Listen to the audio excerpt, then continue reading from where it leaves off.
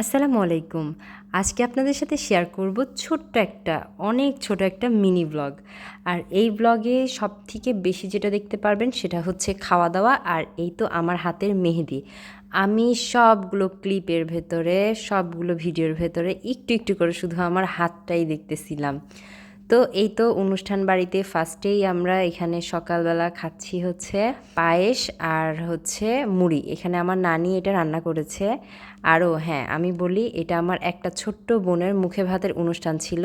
তো সেই অনুষ্ঠানের সকালবেলায় এত সুন্দর মজাদার পাটারির যে পায়েসটা হয় বা ক্ষীর, সেটা দিয়ে মুড়ি, ক্ষীর মুড়ি অনেক মজা করে খেলাম। তারপরে হচ্ছে আরেকটু ঘোরাঘুরি করতেছিলাম আর আমার অনুষ্ঠান বাড়িতে কিছু দায়িত্বও ছিল, সেগুলোও পালন করতেছিলাম, যেহেতু একদম নিজের খুব আপন কাছের মানুষের অনুষ্ঠান।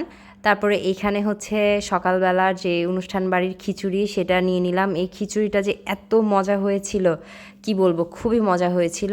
আর হচ্ছে খিচুড়িটা খেয়ে নিচ্ছি।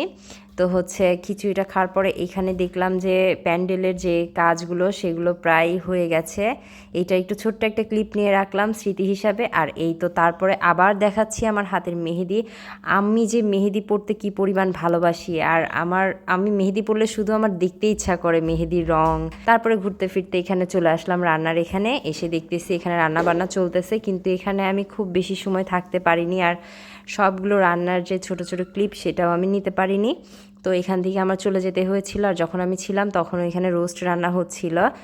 আমার এইদিকে কাজ ছিল জন্য এদিকে চলে এসেছিলাম। তারপরে এখানে আমরা সুন্দরভাবে কিছু প্লেট ডেকোরেশন করলাম। আর এখানে এই যে মিষ্টি দিয়ে করেছি, আমিও টুকটাক করেছি, কিন্তু আমি যেগুলো করেছি সেগুলো আমার বড় বোনের পছন্দ হয়নি। সে আবার সব কিছু এলোমেলো করে আবার নিজের মতো সাজাচ্ছে। তো যাই হোক, মাশাল্লাহ ওর সাজানো অনেক সুন্দর। আর আমাদের বাসার প্রতিটা অনুষ্ঠানে আমার বোনের এই দায়িত্বটা থাকবে, আর আমি থাকবো ওর হেল্পিং হ্যান্ড হিসাবে, কিন্তু আমার কাজ কোনোটাই ওর পছন্দ হয় না। এখানে সুন্দর করে আপু অনেকগুলো প্লেট সাজিয়ে ফেলেছে। তো এই প্লেট আমরা এখান থেকে সাজানোর পরে, ও আচ্ছা, আরেকবার প্লেটগুলো সবগুলো একসাথে দেখিয়ে নেই। এই তো এখানে সব প্লেট সাজানো হয়ে গেছে। ওখানে একটা ছোট্ট একটা ক্ষীরের বাটিও দেওয়া হয়েছে।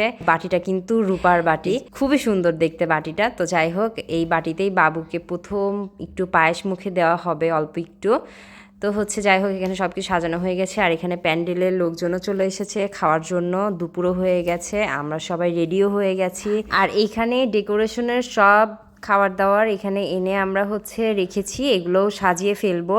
আর এই খাবারগুলো জাস্ট সাজানো হয়েছে একটা সৌন্দর্যের জন্য, আর বাচ্চা কাচ্চা সবাই একটু করে খাবে, ফুরে যাবে এই জন্য। আর এগুলো এই কারণে সাজানো হয়েছে যেন দেখতে একটু সুন্দর আকর্ষণীয় লাগে প্রোগ্রামটা। আর এর পরপরই কিন্তু শুরু হয়ে গিয়েছিল বাবুর যে মুখে ভাতের মেন প্রোগ্রামটা, সেটা বাবুর মুখে ভাতও দিয়ে দেওয়া হয়েছে আলহামদুলিল্লাহ। তো তারপরে যাই হোক, এইখানে হচ্ছে আমার দায়িত্ব ছিল গিফটের এখানে বসে থাকা। তো আমি এখানকার দায়িত্বটা পালন করছিলাম। তো এটা আমার খেয়াল রাখতে হচ্ছিল, তার জন্য আমি কোনো মতো এখান থেকে উঠতে পারতেছিলাম না, আর খাওয়া দাওয়াও করতে পারছিলাম না প্যান্ডেলে গিয়ে।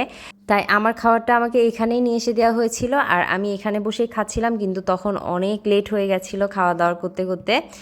তো যাই হোক, এখানে সবগুলো খাবারই অনেক মজা হয়েছিল, আমার কাছে অনেক ভালো লেগেছে। রোস্ট, ডাউল, টিকিয়া, বোরহানি, দই, তারপরে হচ্ছে গরুর গোশত, সব কিছুই মাশাল্লাহ অনেক মজা হয়েছিল, অনেক মজা করে খেয়েছি।